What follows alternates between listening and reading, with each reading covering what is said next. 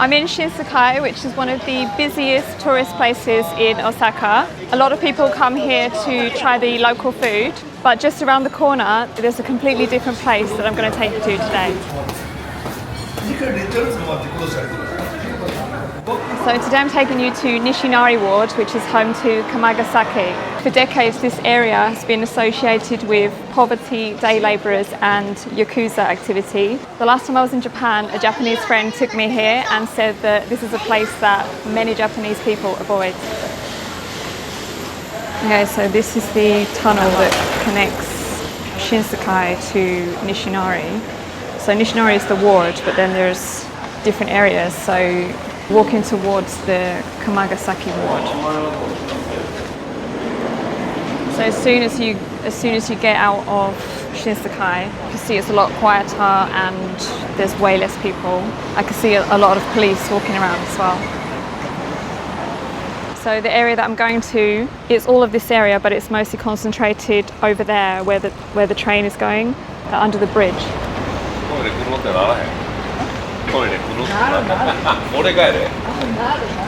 So in this area there were 24 riots since the 1960s, and these were triggered mostly by disputes over unpaid wages. And in the past the Yakuza had a significant influence here, especially in labour recruitment and the red light district. In an interview, an insider of the area who has been through some of these riots tells the reporter that the working class use these riots against the police to vent their frustration and anger because the labourers' life quality is poor and they are stressed by constant social discrimination. He says that the Nishinari Airin area is tolerant and accepts those who don't fit in elsewhere. So it's the middle of the day during the week and this is an arcade right in the area. Almost all of the shops are closed down. I don't know if some of them could be bars, so I'd like to see what it looks like at night time. So this area, you can see a lot more rubbish than in other areas. There's some really polished areas in Osaka, like the area around Namba, the area around Umeda are super polished and clean. And then this area is a bit more rough around the edges and there's a lot more rubbish. And there were some posters for like services. I can't show that much because it will get taken down. So that's what's going on in the area. Yeah, it says here, no illegal dumping.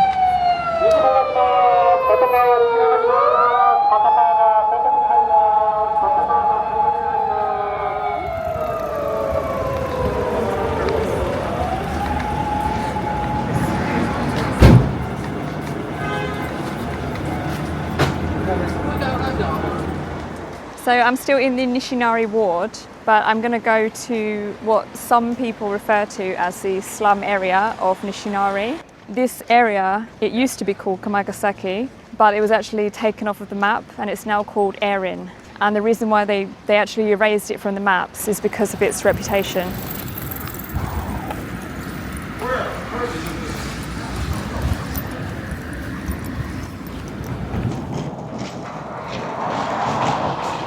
So some people that live here, they might stay in one of these extremely cheap lodgings. So they can be as cheap as 1,000 yen a night. These are actually even cheaper. So it's 850 yen for the night. So 1,000 yen is £5. So it's even cheaper than £5 for the night. So yeah, room charge with no TV from 850 to 1,550. It's got air conditioning and refrigerator. And then it says you can stay until 8:30 a.m. There's a curfew 10 o'clock at night every day. And they keep a deposit of 1,000 yen. Okay. So it looks like you have got to take your shoes off as soon as you get in. And apparently there's a lot of places like these, which are really cheap, like around 1,000 yen a night, but apparently even cheaper. So this lodging that I've just seen is obviously way, way, way cheaper than the internet cafes. You only get a room with no TV, and the internet cafe is all about the TV and games and everything, so it's completely different. What I've heard is that homeless people might stay in these places, so they might be like semi-homeless and book the room when they can afford it. So it's kind of like a support for that kind of group.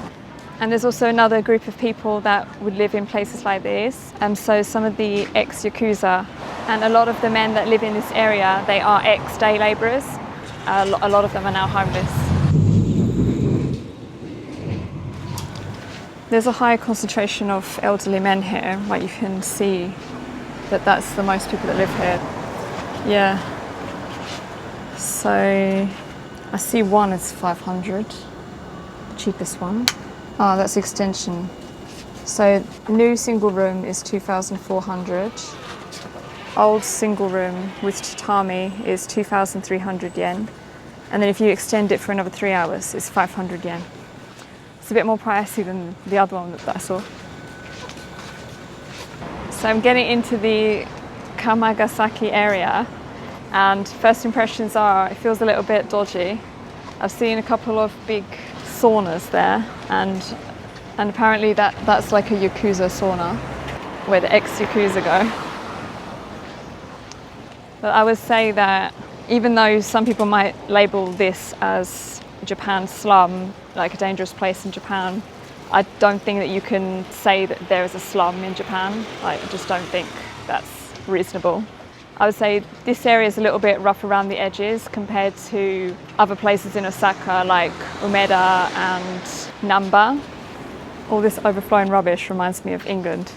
But you know what doesn't remind me of England? It's actually very different.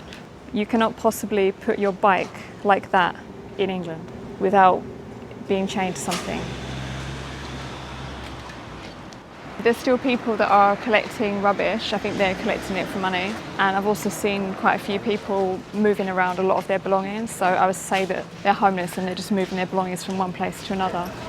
You can hear some shouting in the distance.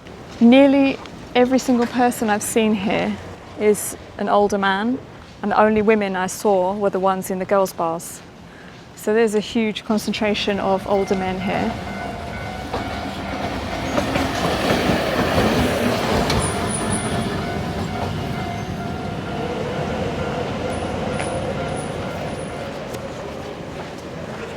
Okay, this is where it's supposed to be on the map, and it looks like quite a scary area. It's really dark, and I can just see a lot of people drinking.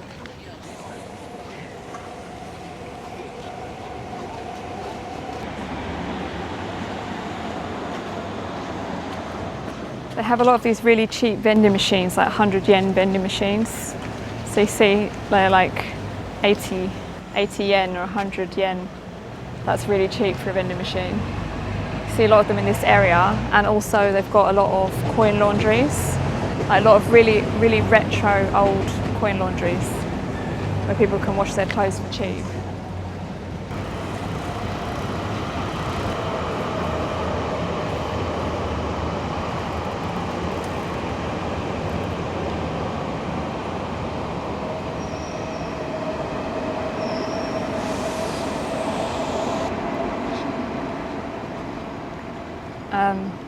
I don't know if that man was a drug addict or he was asleep, but he was selling some like old books and DVDs just on the side of the road. And I thought that man was going to help him, but he was just looking.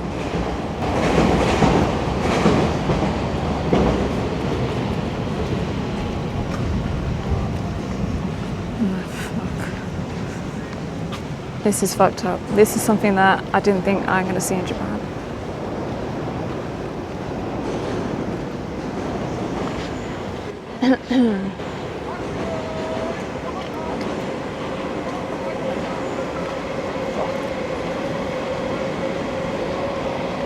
And some of the guys here are actually young, I just realised. There's some young guys here, it's not just elderly people.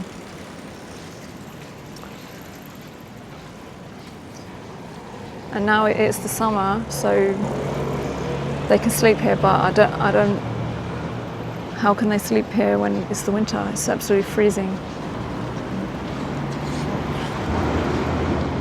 So this is like it seems like a barricaded area, and it's just right under the train tracks.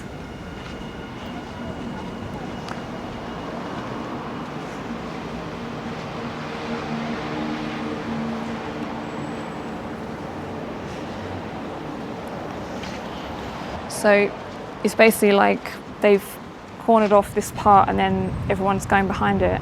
I can see more people over there.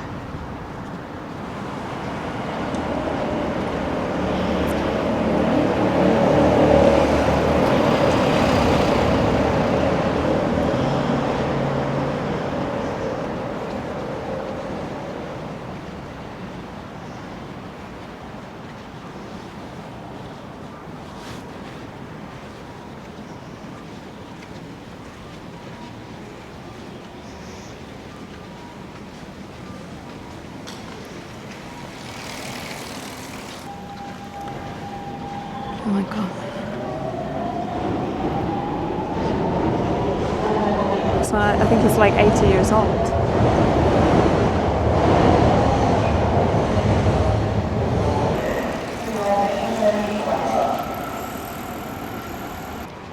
And then when you think there's 9 million Akias, there's 9 million empty homes. It's right next to a JR station, like a metro station. This is a really busy road. And they're sleeping right under the train tracks. It's just like really loud.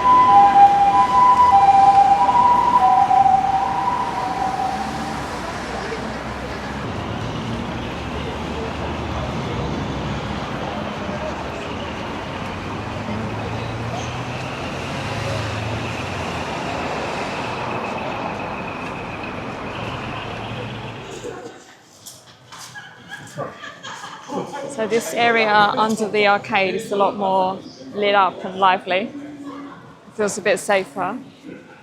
I see a few tourists here and there. And there's lots of small little karaoke bars. But some of the streets outside are a little bit scary.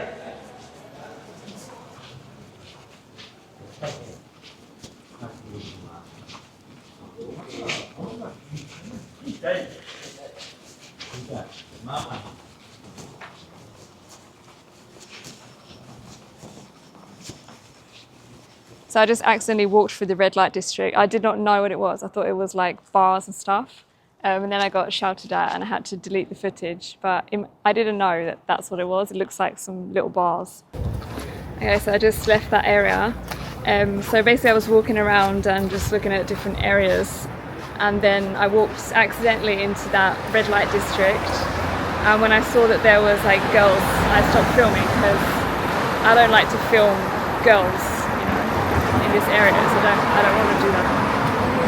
But the people that were there were quite aggressive, like telling me to delete the footage, which I did. Yeah, the people were aggressive and they actually like touched me a bit, like trying to look at the footage. And I showed them that there was nothing there. And then the security guard came and asked me to delete it. I didn't film anything anyway, but yeah, I think I'm gonna get out of here because it's a little bit scary. So I'm gonna wrap this video up here. I hope you found it interesting and I'll see you in the next one.